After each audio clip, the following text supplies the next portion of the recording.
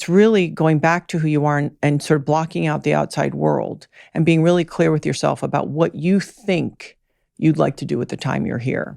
And there's no wrong or right answer. You're listening to Be Well by Kelly LeVeque. Gabby Reece is a former professional beach volleyball player, New York Times bestselling author, fitness expert, and entrepreneur. Known for her athleticism and beauty, she was Nike's first female spokesperson and designed the first women's shoe to outsell the Air Jordan. A Florida State University star, Gabby set lasting volleyball records and led her team to victory in the first ever Volleyball World Championships. Beyond sports, Gabby co-founded Laird Superfood and developed extreme performance training, XPT, with her husband, big wave surfer Laird Hamilton. She also created HIGHX, a high-intensity workout program, and hosts the Gabby Reece podcast, where she interviews leaders in health, fitness, and business. As an author, her book, My Foot is Too Big for the Glass Slipper, became a New York Times bestseller, offering a candid look at balancing motherhood and career. Gabby's influence extends to TV, where she hosted fitness shows and appeared on networks like ESPN and NBC. Recognized as one of the 20 most influential women in sports, Gabby continues to inspire with her dedication to wellness and her advocacy for health. She splits her time between Malibu, California, and Kauai, Hawaii with Laird and their children. Gabby Reece, I feel like so many people are so jealous that I'm sitting across the table from you right now. You're such an icon. You've had this massive volleyball career. You married Laird Hamilton. You have this beautiful family. You launched these amazing companies that are just wildly successful. Just give me all your juju and your energy. I'll take it with me back to Orange County. Thank you for being here. Thank you. I think when I hear stuff like that, it's also, I think we all have a lot of different chapters. Mm-hmm. And so maybe I've just been around enough to have chapters. Yeah. Well, your first chapters being like this amazing volleyball player, playing in college, playing at the Olympic level, just like blowing our minds on TV. How has that shaped your motherhood, your entrepreneurial life? What are the lessons that you have taken from that part of your life that you're so grateful to have? Well, I think, on a kind of more primary level, when I was younger, I started, later in high school in organized volleyball. And I think in the primary way, it sort of gave me a place to be a part of something. And it was less about winning and losing. And then it sort of blossomed into other things, right? So it blossomed into learning how to work on a team and learning how to work really hard and learning to create goals to want to win, managing losses, the pursuit of kind of fine-tuning, the pursuit of excellence. Mm-hmm. And so I think volleyball for me was about a lot of different things that had to do with supporting me as a person. And I took then those things into, my real life. And if I look at sports, for me, there's a lot of interesting things because now, I live with somebody who's an athlete, but for really different reasons, right? It's an artistic expression. Mm-hmm. It's their church. It's all these other things than it was for me. Yeah. And then I know a lot of champions that have, won a lot of things. And what people don't realize is sometimes that pendulum of athletics can also swing and kick your ass because is that supposed to be the greatest time of your life? Oh. And it defines you. And it's like, it's an identification. So it's a very also interesting thing to navigate, which is, can I get all the good stuff? Can I be disciplined? Can I handle failure? Can I do all these things, learn how to set goals and be focused? But can I also not make anything my identity? Right. And so there within lies for me some of the more powerful lessons that you don't know going into it that you're going to have to face coming out of it. And so I've had a lot of different, I've looked at it from a lot of different angles, for sure. It's interesting because when I was preparing for this podcast, I was thinking about you as a person. And obviously you've had this big volleyball career, but as a mother and an entrepreneur, I thought to myself, she always seems really level-headed. Like she can get through anything and there's like some grit and resilience of this too shall pass or like rolling with it. Like, is that taught or is that just who you are? I think there's some things that are probably a natural part of my personality and then a lot of kind of training. So first in athletics, maybe first probably in life. Everybody, what you learn is everybody has I always say you come out and you're kind of perfectly wounded in this very specific way. Mm-hmm. And then your lessons begin, right? We get our assignment and then, the gods say, hey, get to work now, right? And so for me, I didn't always grow up with my family, with my parents. I was probably hypervigilant, I would say, pretty self-protective, always scanning ahead, which is good and bad. Yeah. But I think I was born with this idea. For example, somebody said to me, well, and my parents, my dad died when I was 5 and my mother did the best she could. But, from 2 to 7, I didn't live with them. And someone said, well, you probably at that time thought, well, what was wrong with me that they were there? And I go, oh, I never thought that. I thought, what the hell is wrong with these people that they're not taking care of me? Yeah. So I think naturally there's some things that I didn't wear those coats. Or a lot of times a kid might be like, am I not lovable? Am I not that? I just thought these people are really, what is wrong with them that they're not doing this? So I would love to say that that's something I learned, but I would say that that was a gift to me to help me get through for my homework. Yeah. So I could do my work. And I think that we all have that, right? We're given maybe I always call them the low cards and the high cards. So we have low cards. But sometimes I really feel like when we look at our hand, we've got some high cards that help us with our homework. Oh, yeah. And with the tough stuff. So it's certainly been a combination, but I have definitely some natural personality traits that make dealing with things maybe a little easier. I love that you didn't take that as a victim card, that it wasn't about your flaws and your failures, but truly about, I'm sure you became so self-sufficient and independent and, being able to take care of yourself on your own at a young age. Mm-hmm. When you look at your high cards and your low cards, what would you say some of your high cards are and some of your low cards are? Well, my low cards are, I think I have, and I've gotten a lot better in the last 10 years. Thinking of every scenario that could be, Byron Katie calls it, past futuring. It's like every scenario and every which way it could go and spending too much time there because most of it never happens. Yeah, worrying about the stuff that's never going to happen. Definitely one of my low cards. Okay. Is almost, again, that hypervigilance and maybe the lack of ability to really be truly vulnerable. That sort of emotional vulnerability. Why? Because that's where all the good stuff is too. Mm-hmm. So you're good at when it's like bad, or it's tough, but then you miss when it's really the juicy good stuff. The depth of those relationships, that love, that vulnerability. Well, the squish, I can always survey it with my mind. Mm-hmm. I can always be like, this is amazing, but it's to feel this is amazing. Because I can notice it instantly. I notice it right away. I notice like when a bird's flying, I notice it all, but it's to feel it.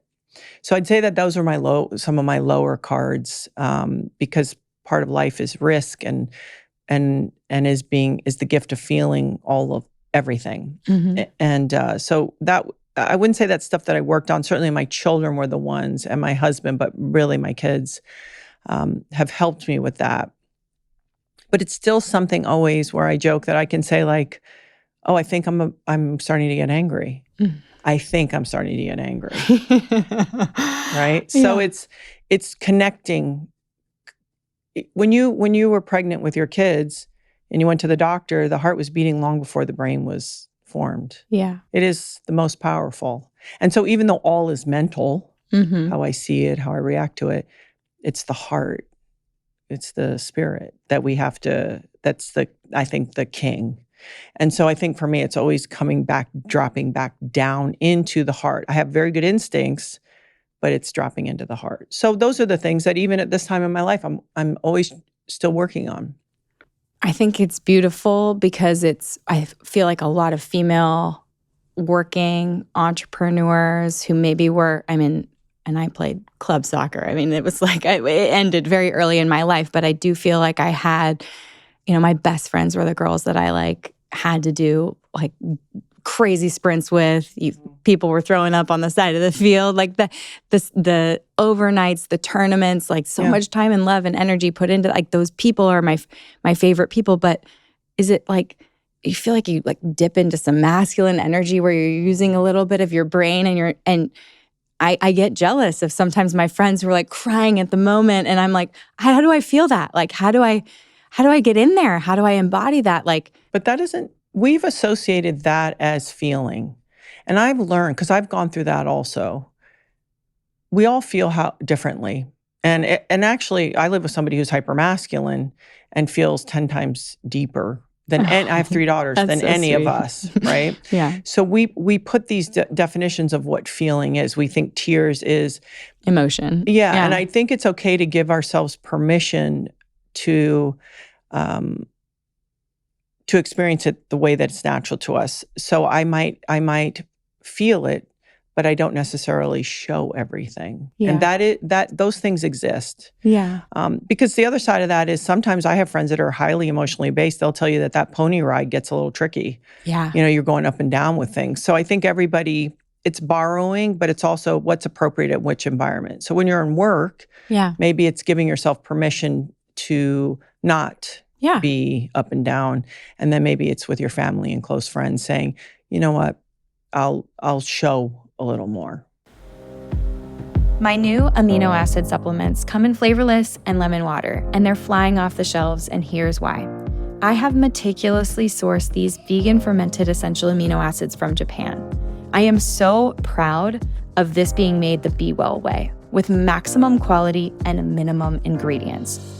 My flavorless is simply those vegan fermented essential amino acids from Japan. Our lemon water contains minimal ingredients of only organic lemon powder, organic citric acid, and organic monk fruit.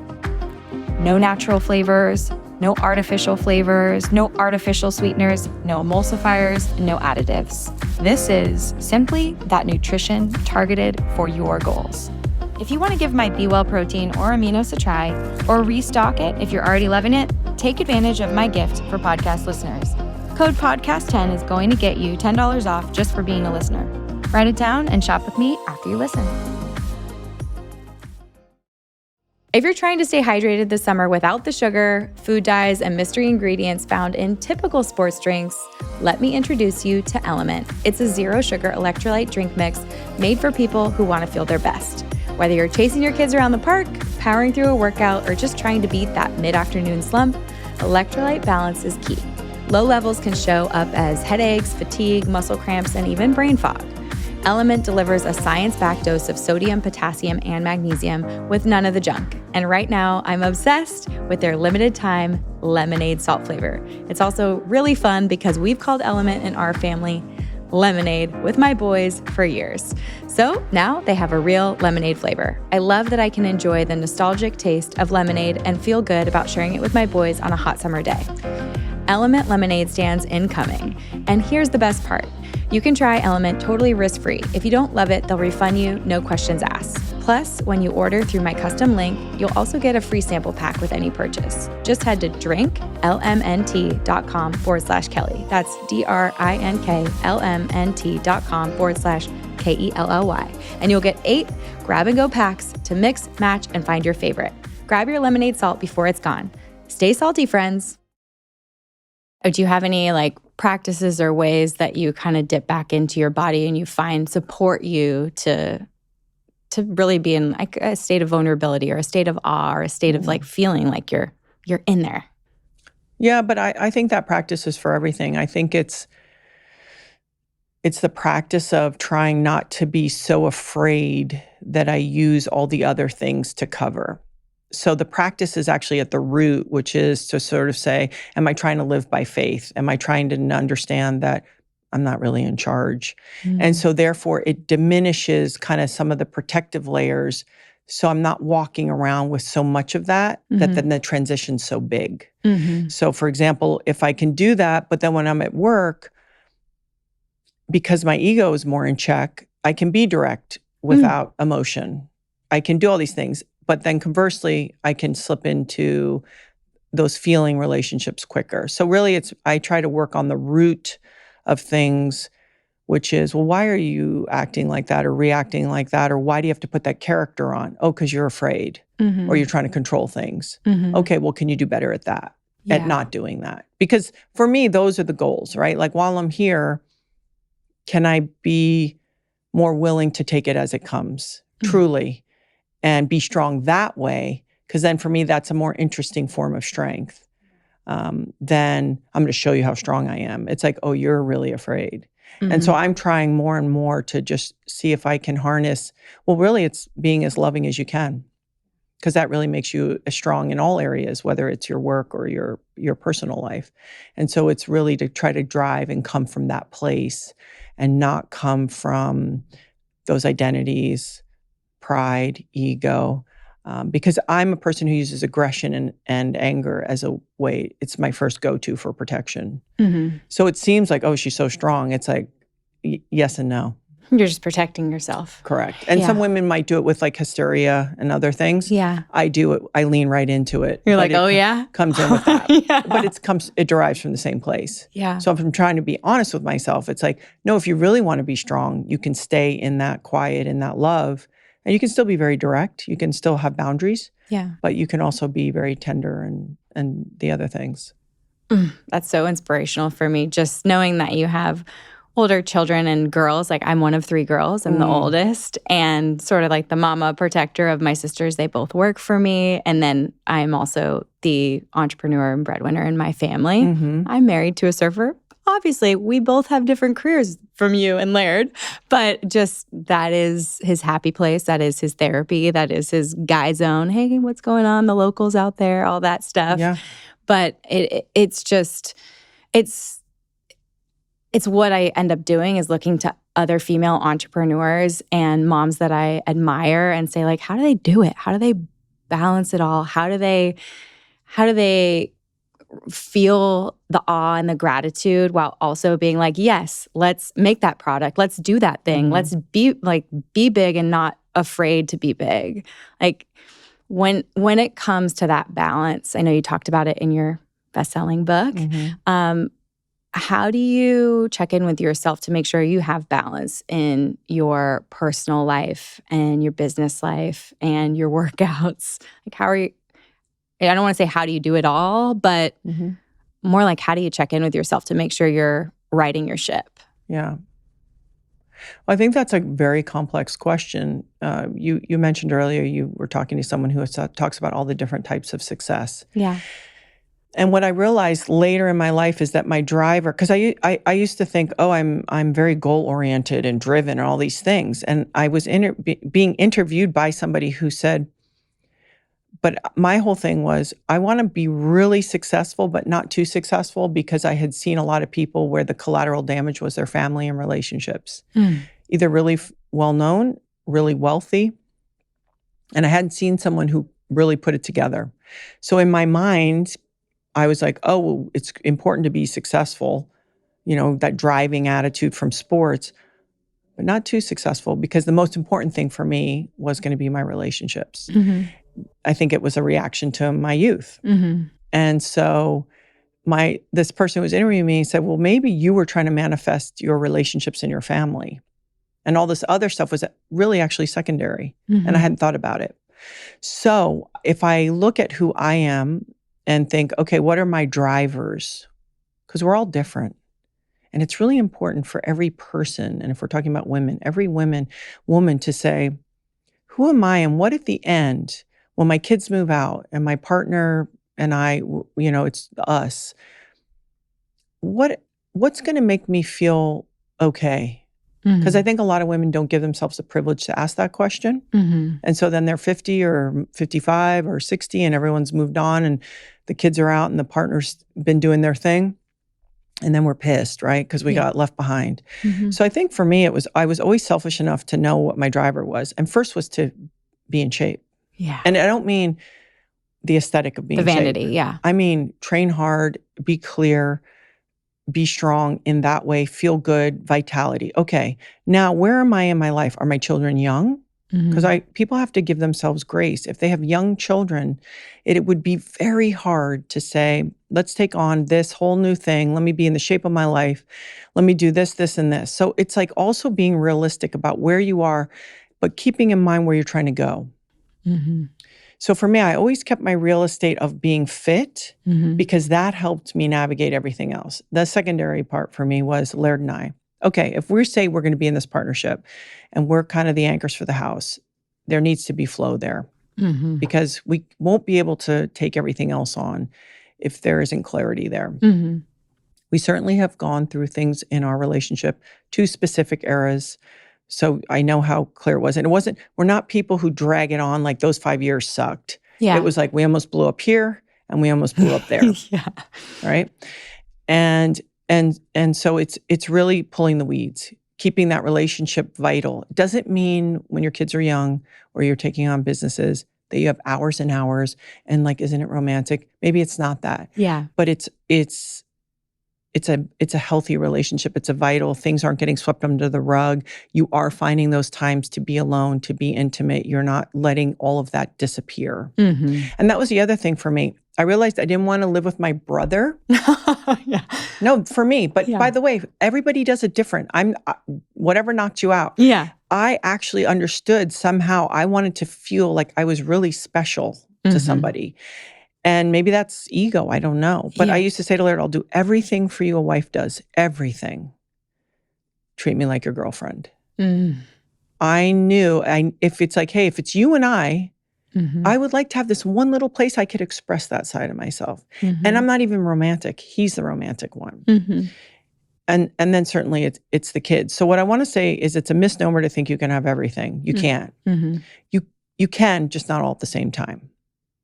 And the idea of the flywheel versus the buckets always interested me. So explain it. So this idea, I read this book once about Bezos. There's a guy who came in and spoke to them. The company, Amazon, was about to go out of business. And we try to act like it's buckets, like, oh, my fitness life, my personal life, my work life, the work-life balance. It's total BS. Doesn't exist. So what if I have a healthy relationship with myself? Okay, I'm in the flywheel. That bucket's on the wheel. And would that feed into, I'm overall excited and interested and grateful for my partnership. Okay, that moves into the momentum. I'm waking up every day in my job. It's hard. All things are hard, but I'm solving the problems I want to be solving. I believe in this. Okay, that's moving.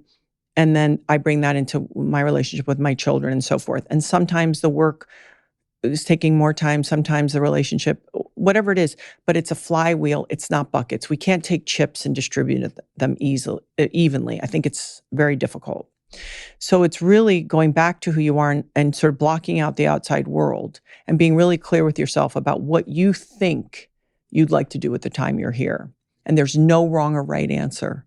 If you go, listen, I want to be a CEO. I want to dominate. Maybe I'll date. I don't know. Maybe I'll have kids. I don't know. Whatever if you say, I would like to stay home with my children until they're all 12 years old or 18, great. It's all good.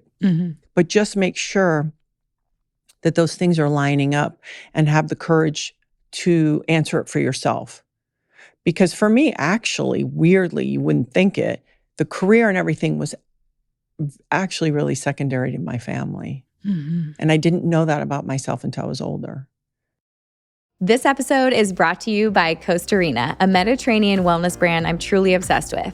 I love healthy fats, and let's be honest, quality cooking oils are hard to come by. And that's why I'm such a fan of Costarina's extra virgin olive oil. It's made from 100% Koroneiki olives, harvested in southern Greece and cold pressed to lock in all that flavor and nutrition.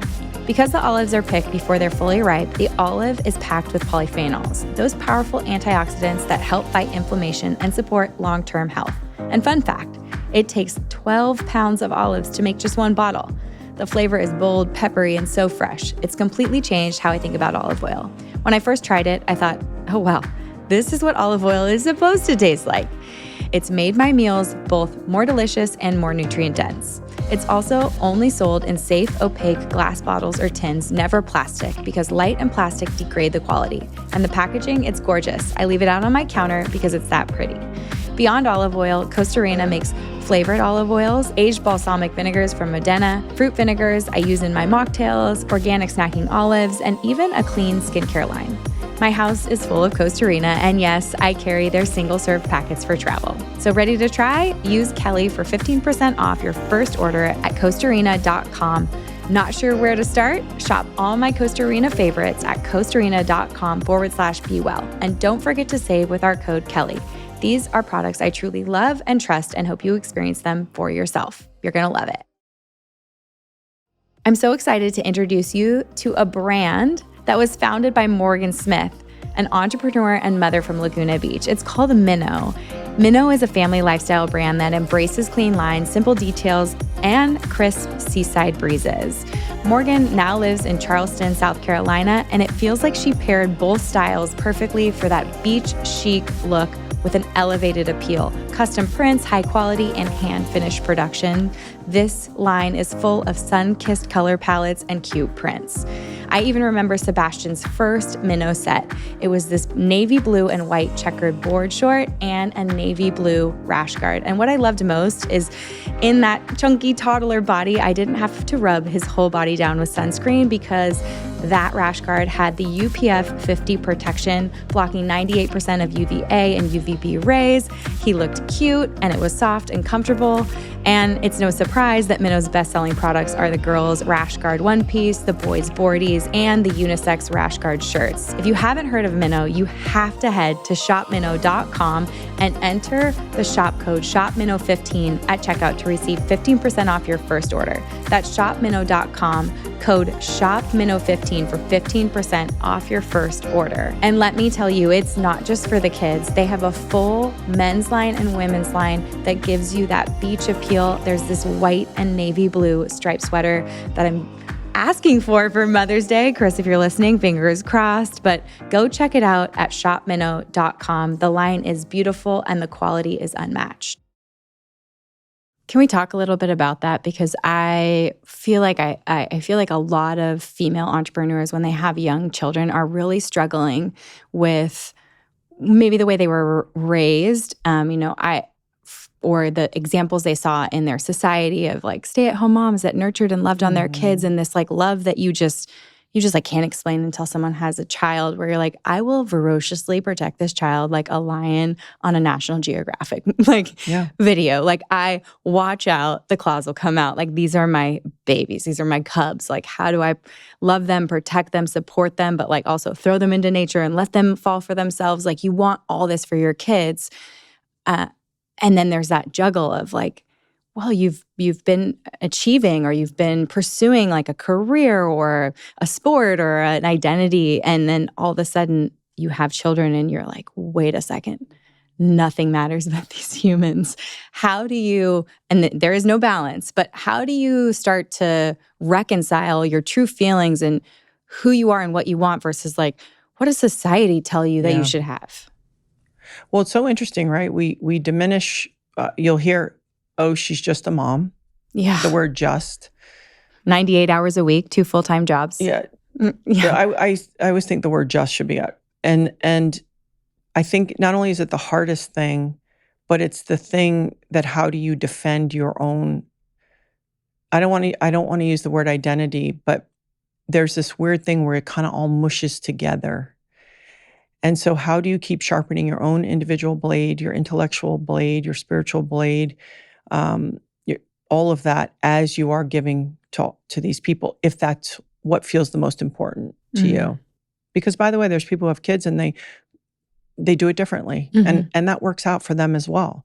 So I think it goes back to having the confidence to ask yourself the real questions, but continuously. Check in every few months. Does this feel like the right thing? Is this the right path for me right now? And also, who do I think I want to be in 3 to 5 years? Am I doing the things? Am I living in the ways? Do I have the practices? Am I cultivating the environment that I'll be able to do that? I think the mistake is, and very easy to happen, is when we're not looking up from time to time. Not only looking in, but looking up and saying, am I steering this dynamic, which is called my life, in the direction I think. I always say head there. It's not specific, but even with fitness, it's like just move in that direction. Mm-hmm. Am I doing the things? And do I have the practice? Because we have a lot of time leaks everywhere. So if I say, I'd like to be in shape, or maybe I'd like to start a little business, and now my kid goes to school for 3 hours a day, 4 days a week, whatever that is. Got a couple of those. Yeah. So am I doing the things? It doesn't mean it's not harder. It is. When you try to batten down the hatches and cut all the time leaks off, which means like, the phone, the waste of time, friendships. I know it's brutal. Yeah.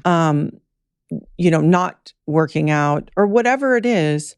I think that's the only way. But the world is not going to figure it out for us.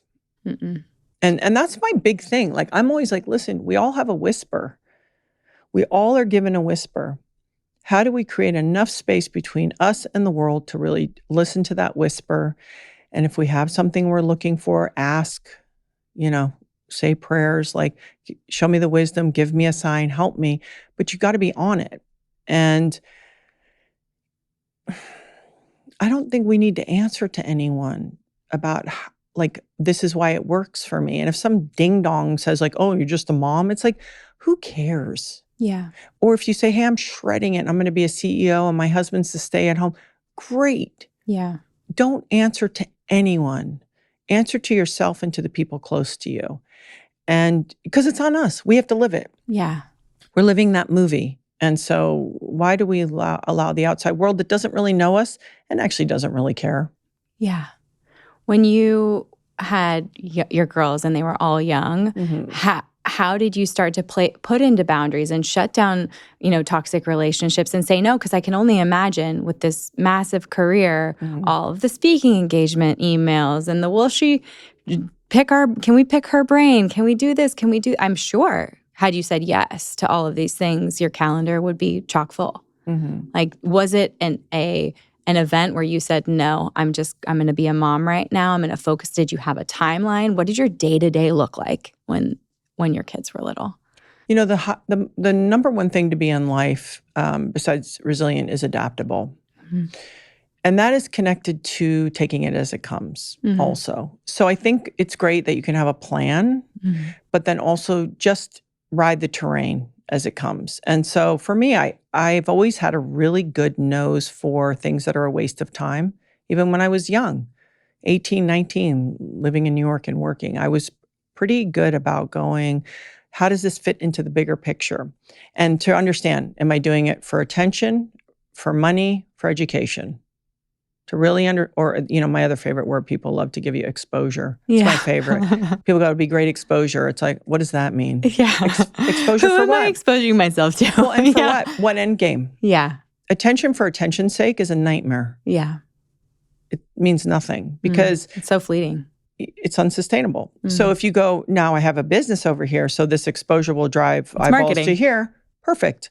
So I think it's also understanding I'm okay to disappear into oblivion because I have 4 times already in my career, right? I've been around since 1988 doing stuff. And it's like, sometimes I've been like, are you, were you that volleyball player? Are you Laird's wife? I didn't know you. Oh, you're so well known. It's like, oh, it's such a, that's ridiculous, right? Who are you? Oh my gosh, I know you. Yeah. And then it's like, so I think for me, I've got a relationship with that pretty early. So is it for the long game? Is it for a relationship? Is it for education? Is it for attention that means something, a driver? Because I say yes a lot because it's all the people think, oh, I'll do this one thing and it's going to happen. Usually that's not the case. It's usually you're building upon. So you have to really understand those building blocks and just be really honest and clear with yourself. And if it feels like, Laird always says, if anyone's going to waste my time, it's going to be me.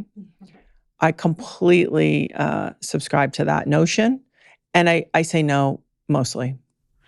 And when you're saying no, what are you saying yes to? Like, what do you love to fill your time with, and what lights you up and creates energy in your body and isn't just a way to get exposure without something to sell or Well, my training is my number one thing. Yeah. Because I always say it's me first, it's Laird and I, and it's my family, and then it's my business. And that doesn't mean there's days where the business doesn't get its first place slot. But if you looked at the overall percentages, it would line up pretty good that way. And my husband and I have an allied front with our children, and I have intimate relationships with my girls, and I'm very attentive to my business. Now, my youngest daughter is a senior in high school, so guess what happens? That time with the kids goes like this. The time for work starts to go back up like that. Yeah. And that's the way it goes. So there is a time and a place, and you have to start like picking up speed as it's happening. And it actually happens when they're about 14, 15, even though they need you. No, tell me that. Yeah, I know. Well, I mean, hopefully they're adult humans or can like make themselves some scrambled eggs or something by then. Yeah, no, just meaning like when I say that, where it's such an interesting time. So your babies need you, for obvious reasons, little kids need you. But then they reach this age of like 11, 12, 13, where in a way they need you the most. Because they're making a new transition. So it's this strange thing of like every chance you can drive them to school, you have to do it because that's when all the conversations happen. And so you think because they're like, oh, leave me alone and you're so annoying and all the things, which means get away. Yeah. It means don't get away. It means be right here. And so it's this, and we know. Yeah. And sometimes it is get away. I let my daughters hold themselves up by themselves in their room and, like open the door and be like, do you want food? And then shut the door. Slide it through. Because I remember feeling like that way, like life is so confusing and these people bother me. I'm not a kid. I'm not an adult. I'm not driving. I have no freedom, but I have freedom. It's just a hard time. So I also try to remember those times. But then in my mind, as the mom, I was like, get ready, because this kid's getting ready to launch. So what do you want your life to look like? That goes out to that 6 months, 2 years, 3 years, 5 years. What do you want it to look like? Because you don't want to land flat-footed. You want to have momentum. Right. And so I think for me, that was something that I understood. And incorporating, like our work was often at our house and it was craziness and whatever, but that was our choice because I wanted to be only walking distance and I had the luxury. Let's be clear. I had the luxury to have that choice that my kids could always walk to wherever I was. That felt important. That feels important to me right now too. It kind of drive Chris crazy taking Zoom calls or walking around the house on the phone. And he's like, can you just get an office? I got the office. I went there like 10 times. Yeah. And I'm like, I don't want to be at the office. I want to be in my house. Yeah. Like we worked hard to buy this house. We finally got one right before 40. Like my kids are here. Julian's sleeping for his nap for 3 hours. Like I'm not bothering him, And I just decided to let the office go because I'm like, I can be flexible and do it's like 2025. I can sit here with you, rent a studio, have an amazing conversation, learn from you. And I just physically want to be there right now. Yeah. You made a point about your physical activity being like the most important. And I'm like, I can imagine that flywheel of you never sort of like keeping your momentum over the years and never letting it go and never, like falling in disrepair or like out of shape. But that momentum, even if it's like once a week or like twice a week or something, like you're like every day. Like you got to get it done 4 or 5 days a week. There you go. Consistency over quantity. So, but to stay consistency, you don't have that startup energy. You don't have that startup cost. And then you're like filling that bucket into you and Laird and you feel so good. And I'm sure you exuding like the sexiness and he's like pursuit going after you. And it's beautiful to think of that, like stacking up from you, almost like from you to Laird to your girls and like what you guys put out into the world, like these amazing companies. How does Laird support you in that? And then how do you and Laird come together and really, I'm already getting the 5-year-olds, and my boys going like, Dad said, well, Mom, can I? And I'm what Dad say? They're like, and you're like, let me talk to Dad. How do you guys keep it sexy? Keep it, keep the main thing. And sometimes it's remembering how it started, right? Yeah. And people don't want to talk about it because it is uncomfortable and it's hard to do. And I noticed that. But one thing I will give Laird a lot of credit for is, so I'm willing to navigate kind of, I'm not a nag. I'm just like, I'm doing my thing. Yeah.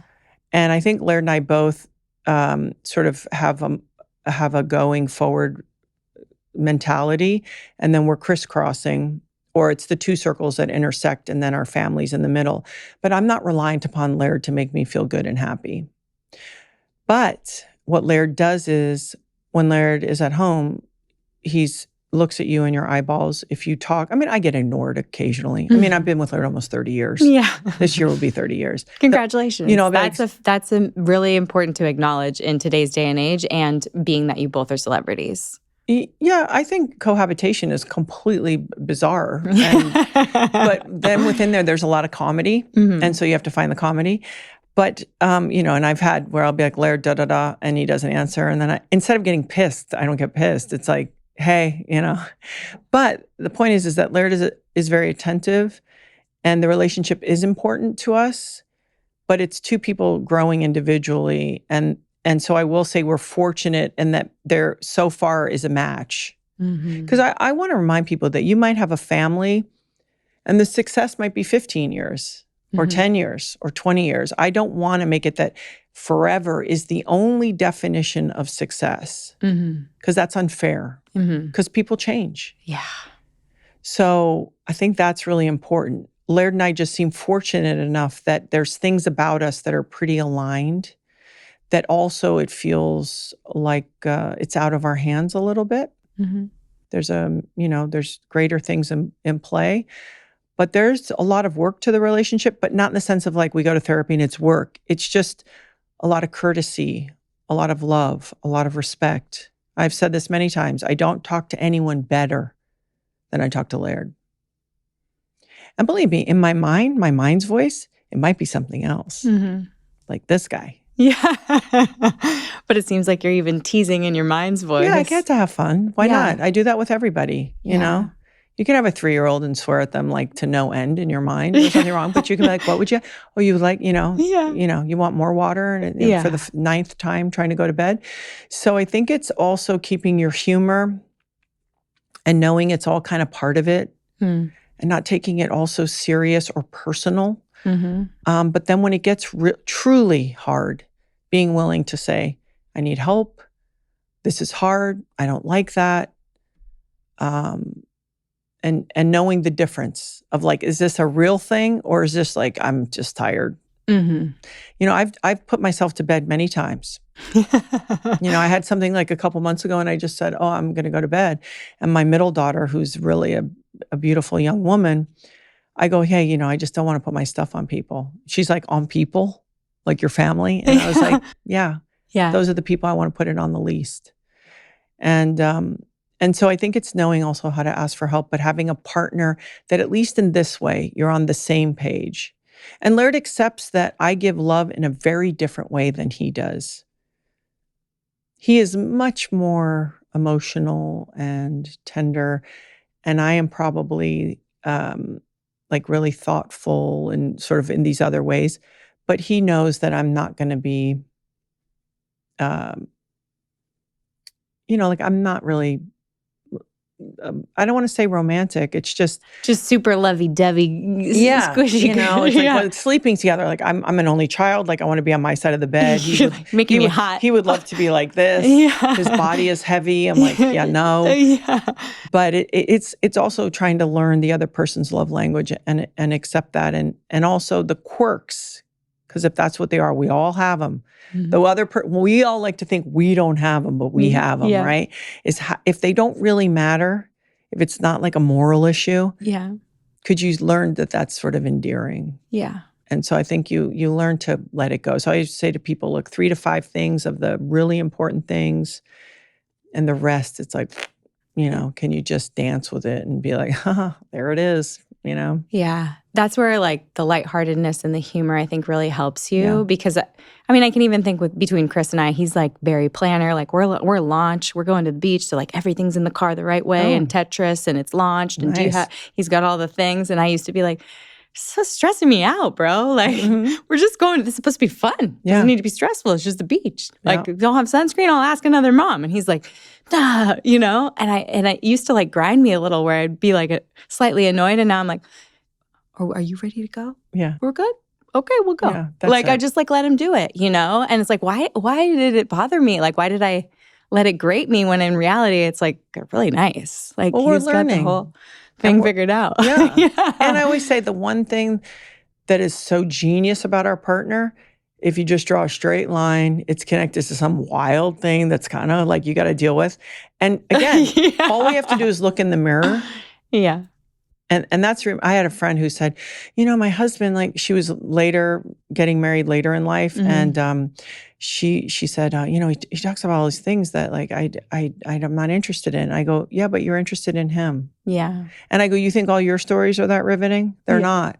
Yeah. You know, and so humor and maybe as I've gone, what's happened is I've actually learned to appreciate the fact that I get the opportunity to be with Laird more than I realized in the beginning. Mm. And so I've grown with a deeper, not only love, because we've, you know, lived an interesting life together and gone through things together and come out of them the other side different and hopefully better. But it's like, oh yeah, you're fortunate that you found this person. Mm-hmm. You want to take care of that relationship. You want to nurture that relationship. And the other thing I always remind people is we all have this idea of what we want. Like, I want to have a loving relationship or exciting one or one that's fun or playful. Guess what? Be that. Yeah. Be that. Because that's how it happens. Let them worry about their side. Yeah. You don't have to worry about what they're doing. You're not their parent. Be the thing that you want.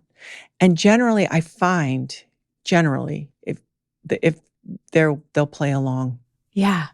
I interviewed Dr. Morgan Cutlip, and she's a psychologist, and we were talking a little bit about, it's all, her new book's all about the mental load, but she was saying, you know, I always do these like little research projects with my husband where I will change, and I will change the way my behavior is, and I will see the whole dynamic of our relationship change. And instead of being resentful or angry or naggy, and no one wants to be a nag because then you're your husband's mom, and then who wants to have sex with their mom? Like, nobody.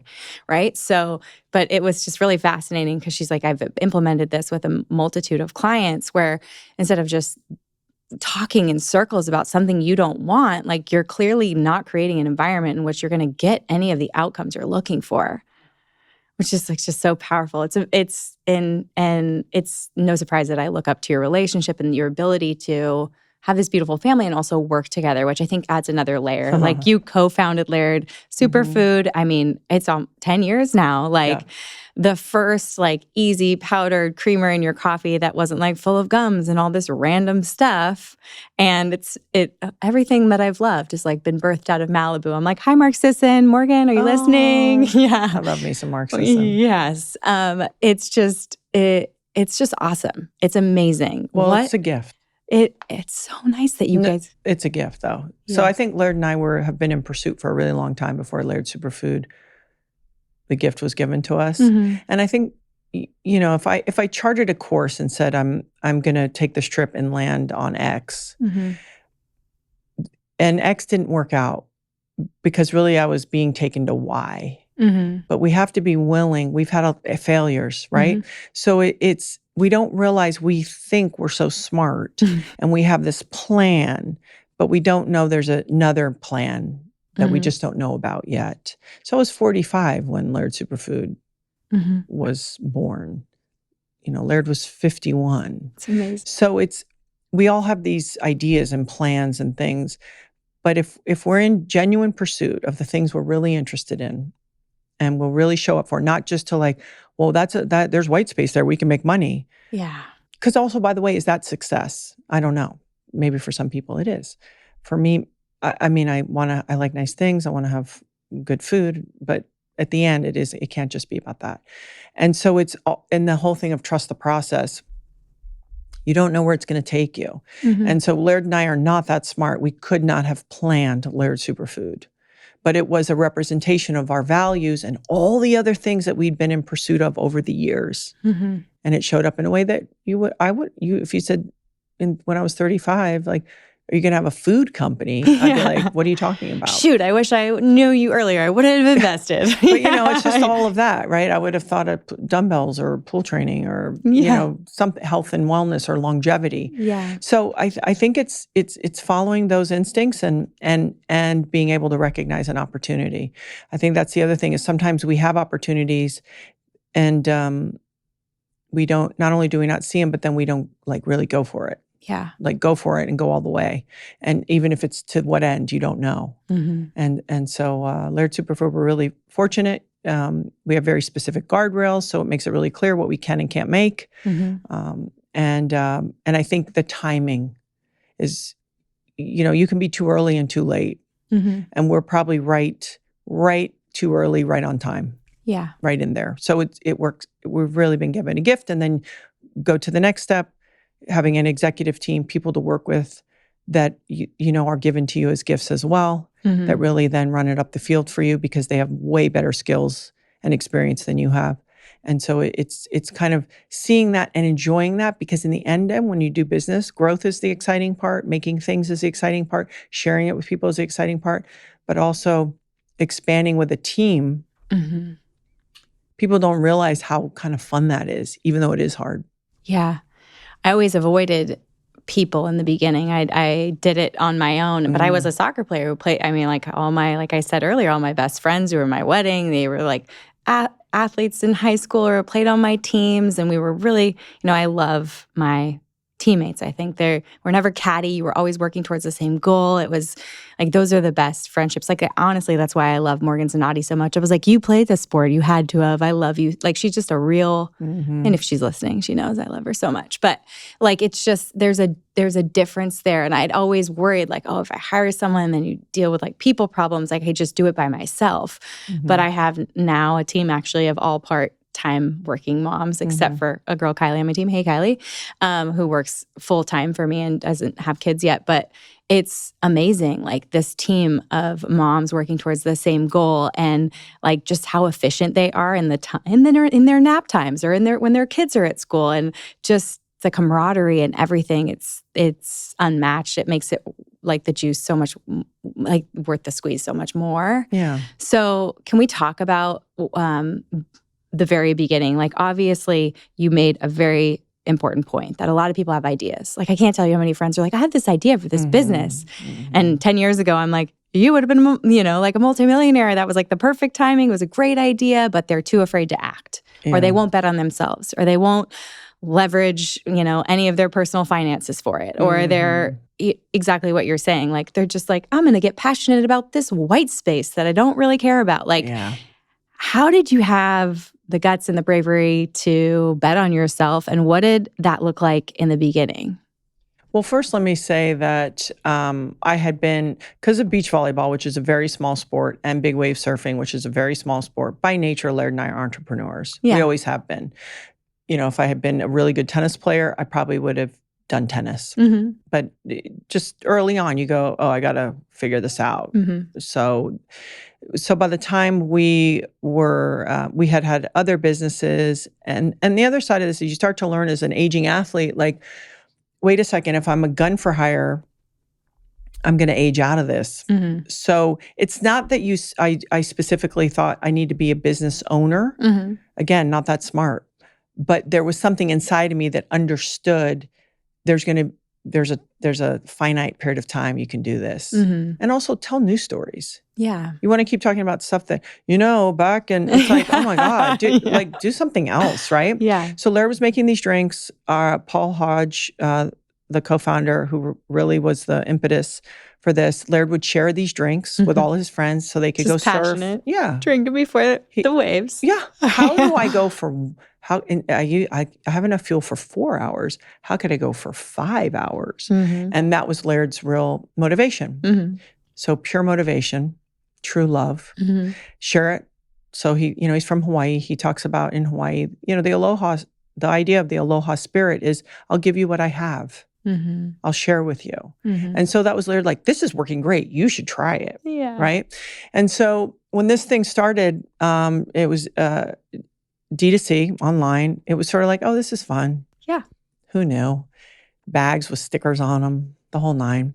And then I got involved because it was sort of like details and technical. And also I'm the consumer. Yeah. So it was like, great with your ingredients. What about flavor, experience and flavor? And this business happened, I'd say, pretty easily. So what I would say is, you might have to have a couple failures to get the one that goes quick, smooth. That was part of it. You can talk to Mark Sisson about that, right? Yeah. So I think your intention also will be reflected in what happens. The intention wasn't like, oh, we could kill it. And then conversely, think about the market at that time, bulletproof, which was more, I would say, performance. We were more sort of in the middle. They did a lot of the educational process about MCT oils and things like that. Okay. So it's recognizing like, oh, we might be somewhere. And then going with that and being willing always to do the extra. You can't be like, well, I've been really successful over here. Why do I have to start at the bottom? It could be like carry a box or take a call or take a meeting that's for no reason other than to try to support this new venture. And that's the thing, is always being willing to start again at the bottom. Both Laird and I are perfectly happy to do that. There's no work above our pay grade. Yeah, nope. You're willing to do it. Just do what it takes. Yeah. Fill the gaps. Let's go. So I think there was that spirit. Paul Hodge was unbelievable. And then there was a lot of times where you have to look at your partner and say, we have a house on Kauai. We have a house in Malibu. It's like, we have stuff to sell. Yeah. If we have to. Yeah. Like, it's really asking yourself, if it really got bad, because you're not going to take any money for years and years and years, but yet you're going to put a lot of energy into it. Okay. And so when you're really committed, like, hey, we're in, if it's meant to work out, it will. And it's uncomfortable. It's like this sometimes. You're like, I have hives. And girls, can I tell you how whose expensive? college tuition are we going to dip into next? Daughters are. Oh. They are expensive. I remember fighting my dad for homecoming dresses. Oh, I have my youngest daughter. It could kill us for sure. I said, you live in a bubble. And she goes, well, who put me here? And I thought, touche. Yeah. So I think it's that. And then you do what you can do. You do other deals that make sense. You do speaking engagements. But we have also cultivated a lot of other skills, our coaching skills, XPT. Like, we have all these other skills that kind of support you along the journey. And when people talk about having faith, or saying no. Laird always says it only counts, and I always adhere to this. It only counts to say no when you can't afford it. And both of us, our whole careers, it's like, hey, if I wouldn't really wear it or really wouldn't eat it, even when I was 20 years old, I would say no. Oh, yeah. But it could be like, $1 million deal or whatever. It's like, yeah, but that's not genuine to who I am. And to believe that you'll always end up where you're supposed to when you live by that code. Doesn't mean it's easy. I have lost sleep. I'm sure Laird less, because he really does have, he sort of has a great deal of faith. And I think athletes that do dangerous things are like, what's the worst thing that can happen? I've lived this far, babe. Yeah, like there's air. We're fine, And I'm like, Yeah. So I think it's that, but again, aligning with the right teammates. So then once we took this company public in 20, and then our CEO, our co-founder was like, hey, I'm not the best person for this. I'm the get it going guy. And then we brought our CEO now, who is insane. Like, you can't believe how smart and experienced. So, and I believe right now the reason he's there is for Laird and I. Yeah.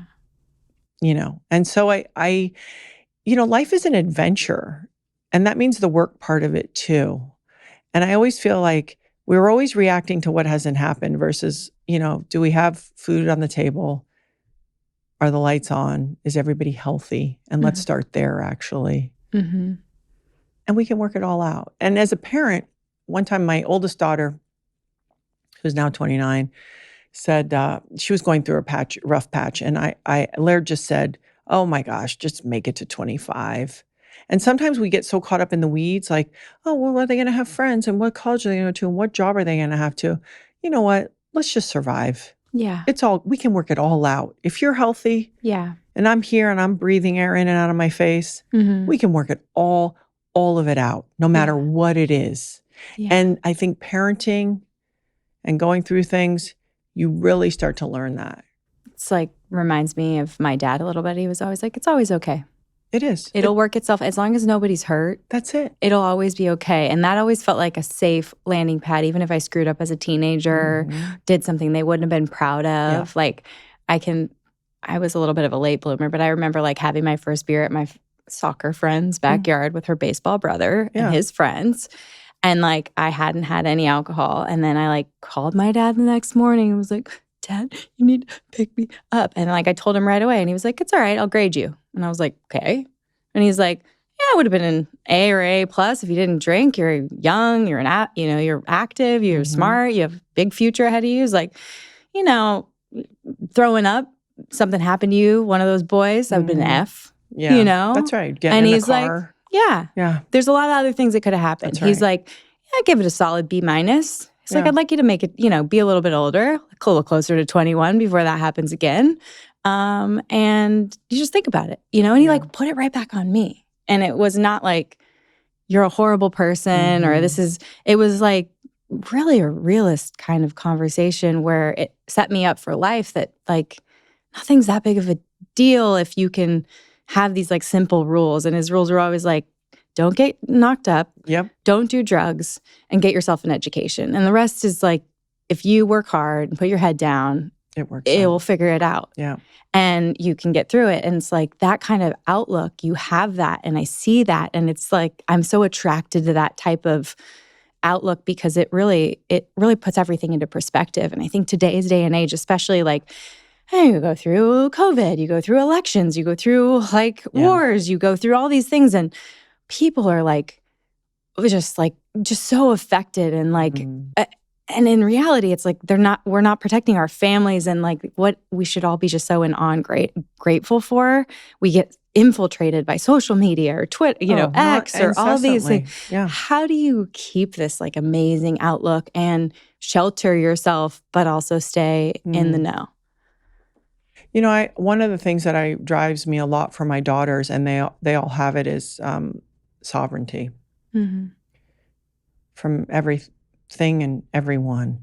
I have it from my husband and from my children, is to encourage people a sense of personal sovereignty and your beliefs rooted in what you really believe, and also, this whole weird. I think being 6'3", I stopped comparing myself a long time ago to people because I wasn't. When I was in high school, I was never going to be a size 2. I was never going to fit in.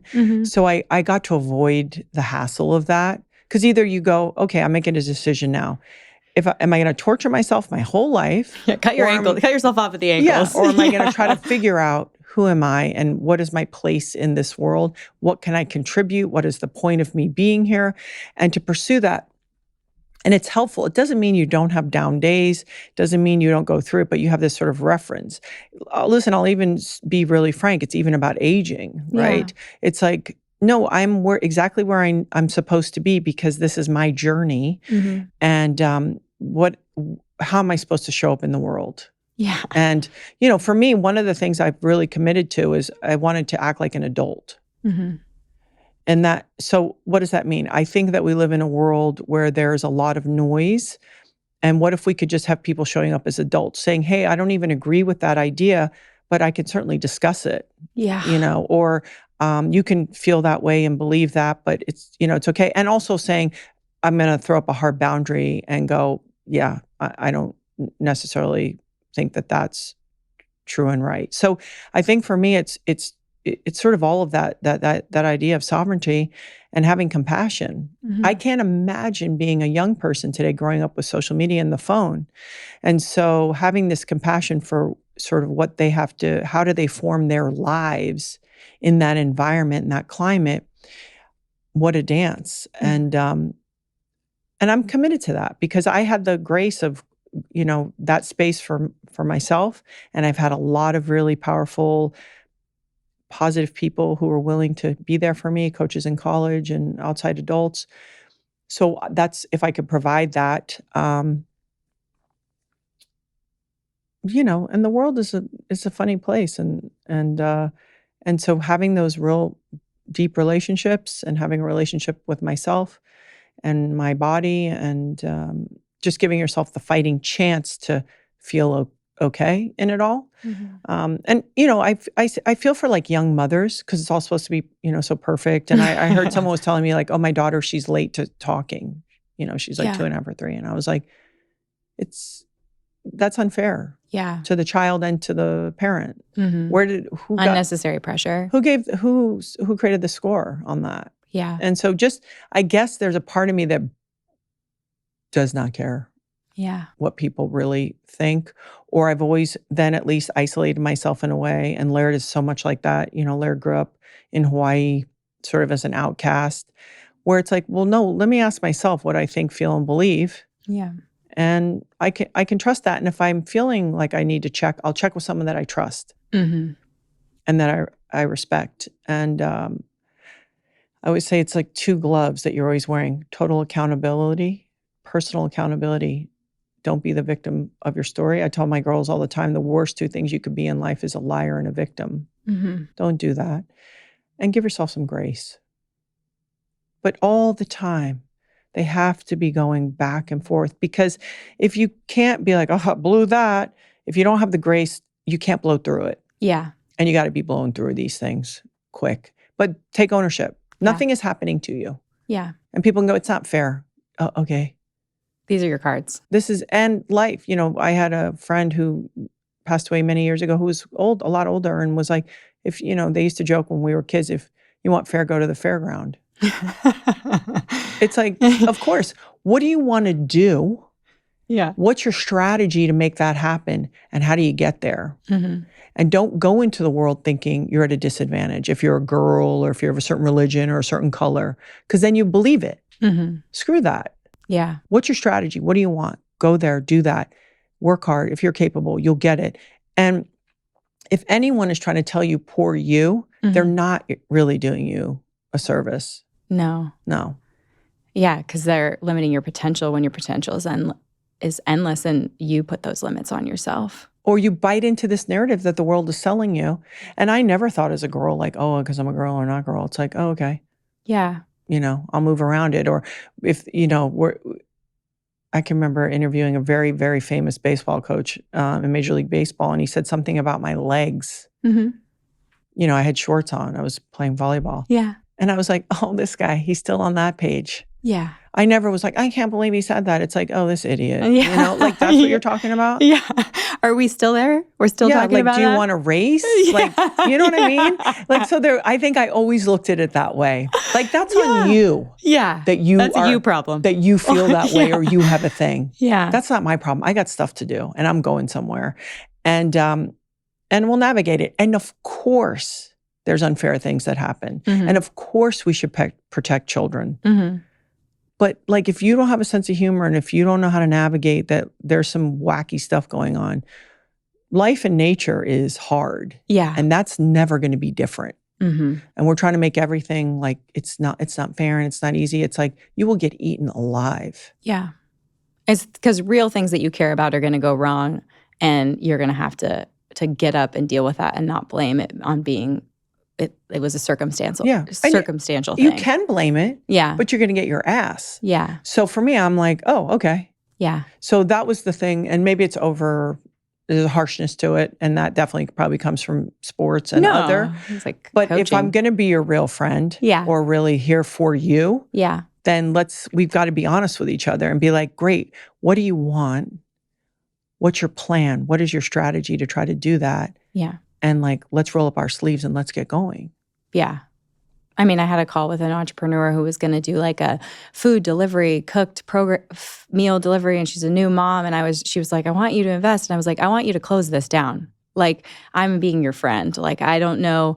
You have to think about food waste. You have to think about cost of foods. You have to think about who's going to drive it. Are you going to drive it? Because in the early days, you're making it, you're boxing it, you're driving it. Yeah. Like, is that your timeline? And like, what's the end goal here? And, and everyone else was like, this is a great idea. I think that's great. I'm like, how do we look at this? Like, I'm being your friend right now. Like, there are companies that people invest in and you have to think about shelf life. You need expiration dating. You want to think about like, like what's going bad on people's porches because they forgot that they got your box delivery food program and are they asking for a refund, And I appreciate that candor. And I think real friends give you that type of candor and help you through making decisions that you can trust. Who are your people? Like, other than Laird, do you have girlfriends or people that you lean on that you're like, if I need a sounding board? Yeah. I have different people. Like for business, I have people that are older than me and very successful. And I would maybe call them once a year. Yeah. I save that chip Yeah. for like, man, this is, I'm not getting, I don't even know. Yeah. So I have a few of those. And then I work with somebody who has been my friend for over 30 years. That's like my go-to friend person. And when it gets really crazy, then we're laughing on the phone because it's just like a shit You're like, show. How is this our life? Yeah, it's just like, or it's just so absurd that you can have a sense of humor. So I have a few people, but definitely I always tell people, especially when it comes to business, there are mentors out there. All you have to do is ask them. And the great thing about not being the victim is if something is not the way you like it, personally or professionally, you have the power to change it. You're in control. And yes, not control, right? Yeah, because you're on the ride. But you could, like, what are the controllables? What are the uncontrollables? So, what time I go to bed, what I eat, how I react, what I say, if I exercise, if I say yes or no to something, okay, I can control that. The uncontrollables are just these unforeseen things. And so I think if we can just keep flowing in and out of that, and once something has shown itself to be true to me, I don't need to bang against that door. Like the expression when New Yorkers say, it is what it is, it's like, that's a great thing to live by. Yeah. Like it is what it is. And if it's not something that's like a moral issue, like move on, or how could they do that? They did. Yeah. Move on. What are you going to do about it? Yeah. And I really encourage people to take that on also even in their personal life. People's stories and work and dynamics started long before you ever got involved. And you're not going to figure that out. And life is short. So where do you want to spend your time? And, what relationships do you want to be in? What problem solving do you want to be? So I have often asked for help, sought out mentors. And the other thing that has been hard to do, but important, is you could spend even a lot of years on something that you got to get out of. And that's a hard one because you could be like, I spent 7 years on this. I spent 10 years on this. It's like, yeah, and it's not going to happen. Yeah. And that one's a tough one. Have you had that happen in your life where you needed to say goodbye to something that you worked really hard for? Totally. But it was the schooling for the next thing that I wasn't aware of, but it was really painful. And when you look back, what lessons do you take away from that experience? And what do you want your girls to know? Well, from the business side, if you're making something, I always say one thing I've learned, like, let's use Laird Superfood. I think Laird Superfood is really good. Me too. And there's a lot of people that do. But pretend nobody cares. Because sometimes we get so wrapped up in like, it's the best, and it's so good, and people, and there's going to be a market. It's like, no, approach it like nobody cares. Start from that point. Because then you're not so attached, right? We've changed packaging. We've had to do this. We've had to kill SKUs. We've had to do don't get attached to any of it. Stay focused on the big goal and also act like nobody cares. Approach it that way. Tell the story from that place. What do you need them to know? Things like that. So I think that was very helpful because especially when you're starting a company, it's like your baby and you're not objective.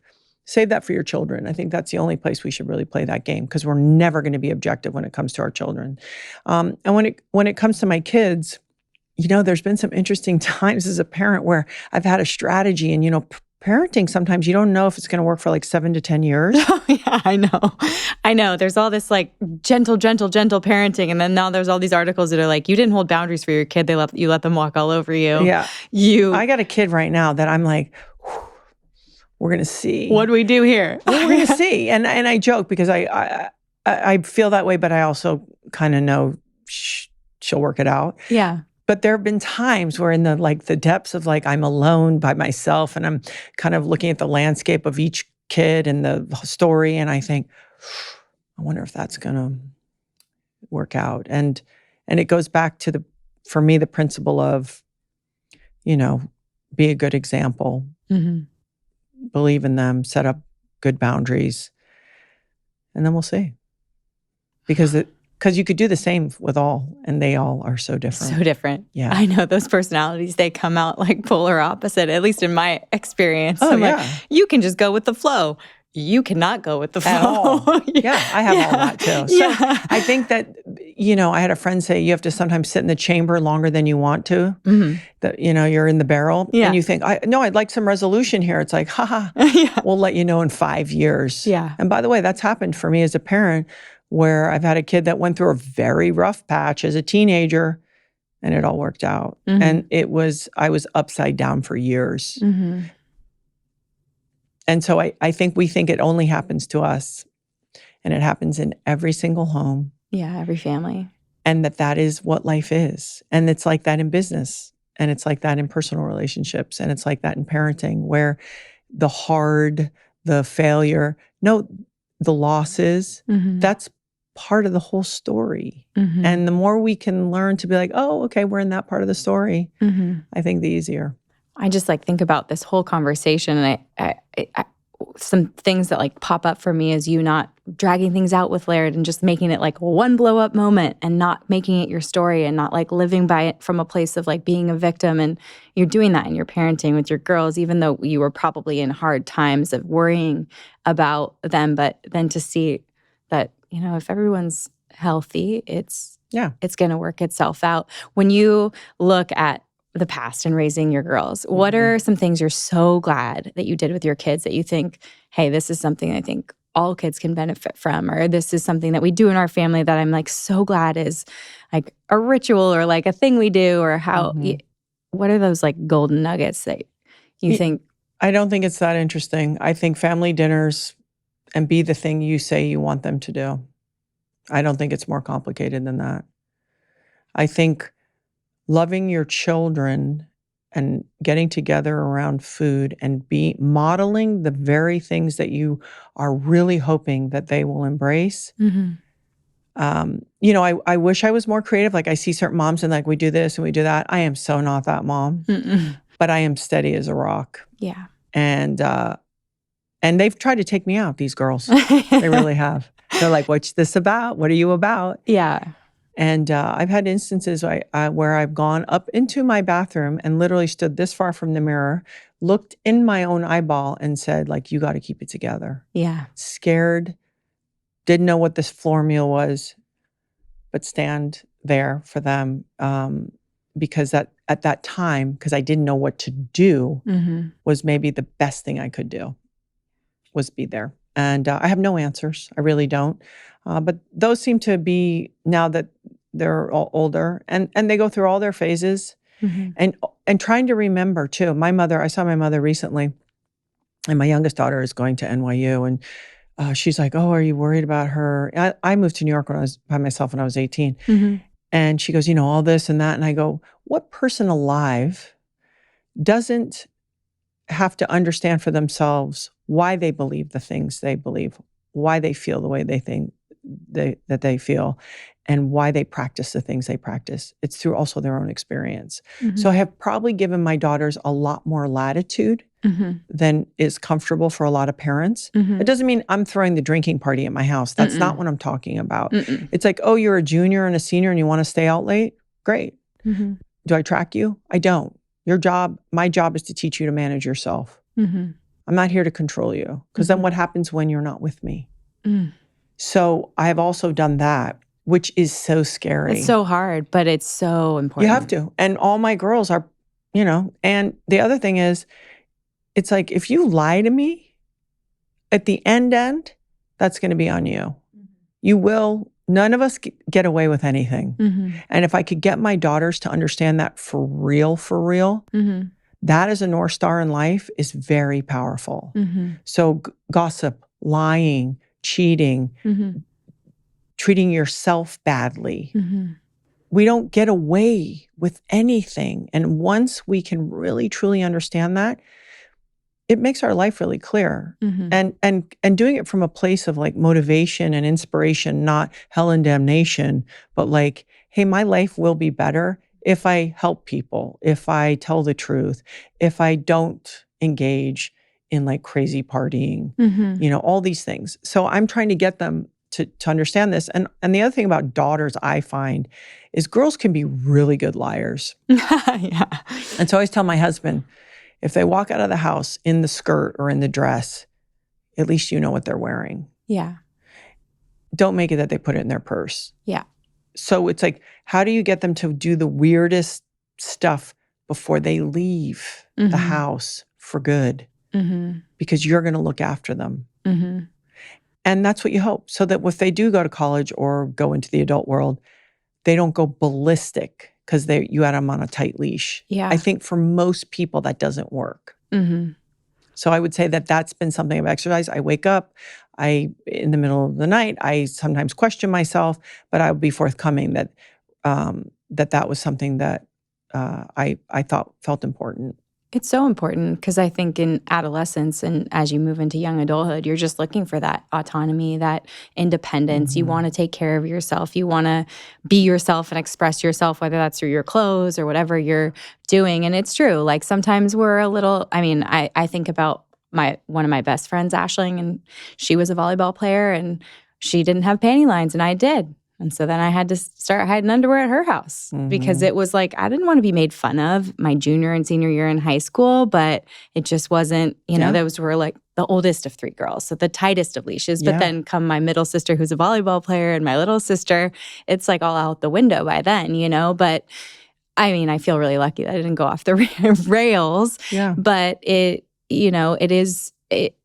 important to allow young adults to become young adults, and they can't if you're holding them back. And if I say to you, don't look at my finger, all you're thinking about is looking at my finger. That is human nature. Yeah. And so for us to forget as parents, like it was okay, we went through it, but they're not supposed to go through it. So how do I do that and minimize the amount that they feel like they need to pull? Yeah. Well, I'm not going to put a bit in your mouth. I'm going to believe in you and trust you and respect you and know that you're going to have good judgment. You will blow it. Yeah. But can you make new mistakes? That's what I always tell my youngest daughter. Just make new mistakes. Yeah. Learn from the ones, and she said to me the other day, I heard that like some people learn through their own mistakes. Some people learn from the mistake they make. And she goes, but wise people learn from other people's mistakes. And I've told my husband, for example, with her, she has a lot of freedom. She doesn't use her personal tax to learn. My middle, different. Jumps head first. Yeah. But got through it. Yeah. This one, she observes and goes, Yeah. So it's a crapshoot. I think it's all birth order too. But all the ways, right? Like you hold tight, it goes one way good and another way bad. It's You're like, actually have all the freedom in the world. Pull back. Yeah, I don't know. So I think, but the example always seems like the most important.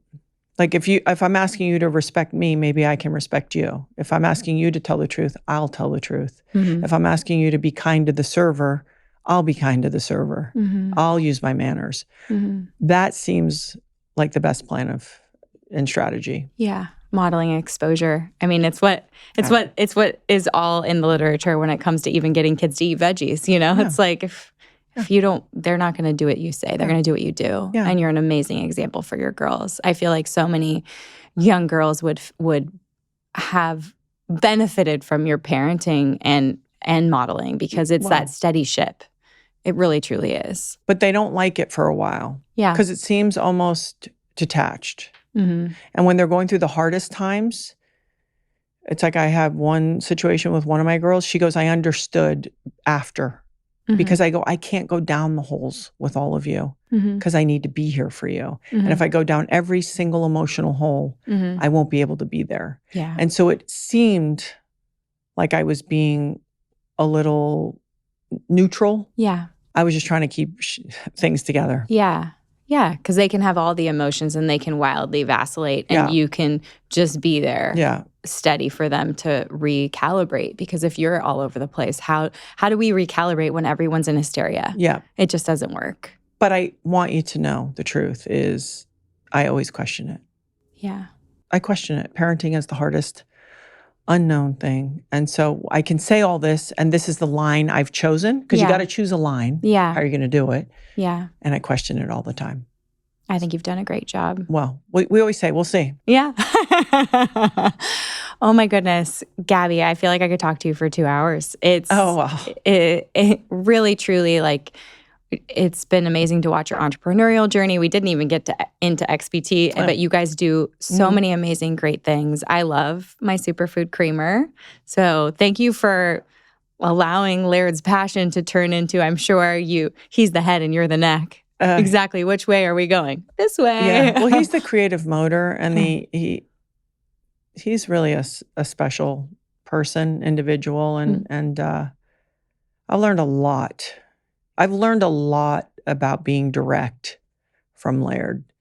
You know, as a female, it's like you want to, but you're kind of people pleaser. And he's really taught me, if you're, you know, he said sometimes he's very confrontational, but peacefully. But he's like, no, you don't understand. Telling someone how you really feel is being loving. Mm-hmm. Trying to make everything all okay, that's not more loving. Mm-hmm. He's like, telling someone how you really feel is being loving. And the other thing that I've learned that I think is so valuable, especially for females, number one, you're never going to please everybody, so just take that off the table. But it's sort of not worrying about what other people think and feel. We're especially if you're in business, you're not here to win popularity contests. Mm-hmm. And so, don't worry about it. You know, Byron Katie always says, what you think of me is none of my business. And I think that's a really powerful thing if we can liberate ourselves from that. People can do amazing things if they don't care what people think. Yeah, and just stay in touch. Stay, where are you coming from? You know, and if you're okay, then that's pretty darn good. Yeah. Heck yeah, it is. Yeah. But it takes years. Mm. You know, they joke that the 50s, you become the FU 50s.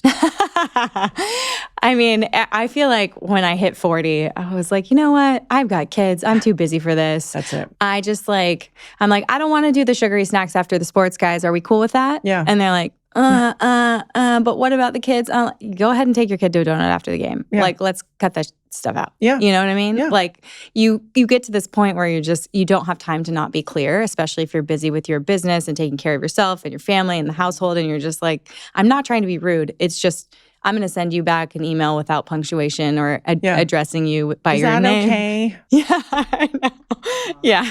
There's no more questioning, is that okay? Yeah, no. But I'm not to the FU part, but maybe hopefully soon. They say it's in the 50s. I don't know. But I actually think it's almost like a bigger opportunity to have a softening. Yeah. Too. Because you get comfortable with the directness. Yeah. So you also get a little softer. Yeah. So good. Gabby Reece, thank you for being on the show. Thank you for all that you've done. You had an amazing career, a best-selling book. You're a co-founder of multiple companies, one that I use daily. So thank you for being here and spending your time with me. Well, I've been very fortunate. Oh, thank you. Thanks. Thank you for tuning in to this episode of the Be Well by Kelly LeVeque podcast. If you enjoyed the show, please consider leaving a review in your favorite podcast app and subscribing on Apple Podcasts, Spotify, or YouTube. We're also excited to share that full-length video episodes are now on YouTube and Spotify, so you can watch along as you listen. The best way to support me and the show is by sharing it with your friends and family. Your recommendations make all the difference. This is a Wellness Loud production produced by Drake Peterson and Cass Spalding. The video is recorded by Luke Rodriguez and edited by Jesse Trout. Sound mixing is by Mike Fry. See you next time. The content of this show is for educational and informational purposes only. It is not a substitute for individual medical or mental health advice and does not constitute a provider-patient relationship. As always, talk to your doctor or healthcare team first.